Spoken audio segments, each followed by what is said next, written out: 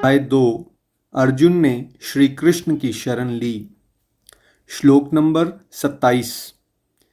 जो जन्म लेता है वह अवश्य ही मृत्यु को प्राप्त होगा। वह मृत्यु के बाद फिर से जन्म भी निश्चित है। इसलिए तुम्हें इस बिना उपाय वाले विषय में संताप नहीं करना चाहिए। श्री कृष्णा डिवोरीज, भगवान ने इसमें स्पष्ट रूप में हमें बताया है कि जिसका जन्म होगा ये तो प्री डेस्टिन्ड है, नियति है कि उसकी मृत्यु भी होने वाली है। वो हमें नहीं पता कब होने वाली है, बट ये पक्का है कि होने वाली है। और भगवान ये भी कह रहे हैं कि जिसकी मृत्यु होगी उसको दोबारा पूर्व जन्म भी मिलेगा, राइट।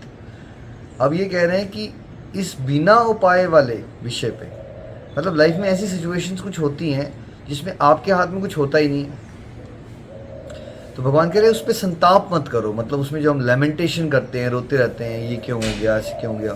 देखिए लाइफ में कुछ ऐसी चीज़ें हैं जिसको आप थोड़ा बहुत कंट्रोल कर सकते हो, ठीक है। और बहुत सारी ऐसी सिचुएशंस होती हैं जो आपके कंट्रोल के बाहर होती हैं। मैक्सिमम लोग, हम जब डिप्रेशन में जाते हैं, डिसअपॉइंटेड रहते हैं, फ्रस्ट्रेटेड होते हैं, कारण क्या होता है, हम ये जान ही नहीं पाते कि कौन सी वो सिचुएशंस हैं जिसको हम इम्प्रूव कर सकते हैं, यहाँ हम फोकस करें, और कौन सी ऐसी सिचुएशंस हैं या सर्कमस्टेंसेस जिसको हम बदल नहीं सकते, उसको हम एक्सेप्ट ही नहीं कर पाते, है ना। तो अब से हमें ये ट्रेनिंग लेनी है, राइट, कि कैसे जो सिचुएशन हमारे हाथ में नहीं है ना, लेट गो, एक लेट गो की आदत डालिए कि ठीक है यार, मेरे हाथ में नहीं है, मैं इस बारे में क्यों सोच रहा हूँ। ये पहले से ही देखिए, अगर हम सब एज अ सोसाइटी ये राइट थिंकिंग पैटर्न्स पे चलेंगे तो भगवद गीता एक तरह से हमारा बेस्ट काउंसलर भी है। बिकॉज एक काउंसलर तो चलो आप पैसे दोगे, 1 घंटे की काउंसलिंग कर सकता है आपका, लेकिन भागवत गीता के हर एक श्लोक हमारे थिंकिंग पैटर्न्स को ही चेंज कर देते हैं और हमें लाइफ में किस तरह से सोचना चाहिए वो सिखाते हैं। जो सिचुएशन हमारे हाथ में नहीं है, हमें क्या करना चाहिए, उसको जाने देना चाहिए। अगर हम ऐसे जाने देने वाला भाव लाएंगे, इसका मतलब ये नहीं है कि आप भगौड़े बन रहे हो या स्केपिस्ट बन रहे हो।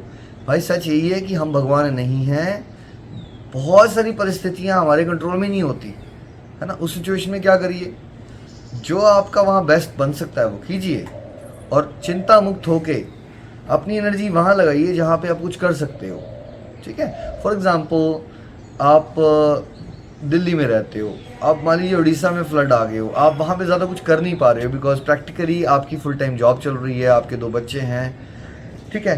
तो आप उसके बारे में चिंता करके क्या करोगे। आप ये कर सकते हो कि आप चिंता को चिंतन में क्रिएट करके आप प्रार्थना करो कि भगवान जो उड़ीसा में फ्लड्स आए हैं वहाँ पे प्लीज़ उन लोगों की हेल्प करना। और अगर आप फाइनेंशियली कुछ कंट्रीब्यूट कर सकते हो फॉर एग्जांपल, तो आप वहाँ कंट्रीब्यूशन करो। मतलब ध्यान हमारा प्रॉब्लम्स के बारे में चिंता करके संताप करने की जगह अगर सॉल्यूशंस में रहे, है ना। और कोई सॉल्यूशन नहीं मिलता है तो बेस्ट सॉल्यूशन ये है कि हम सभी सोल्स के लिए एक प्रार्थना कर दें, क्योंकि उस परमेश्वर के हाथ में सब कुछ है ना। तो समझें ये कि जो भी हो रहा है उसको एक्सेप्ट करना सीखें और संताप से बचें। श्रीमद् भागवत गीता की जय।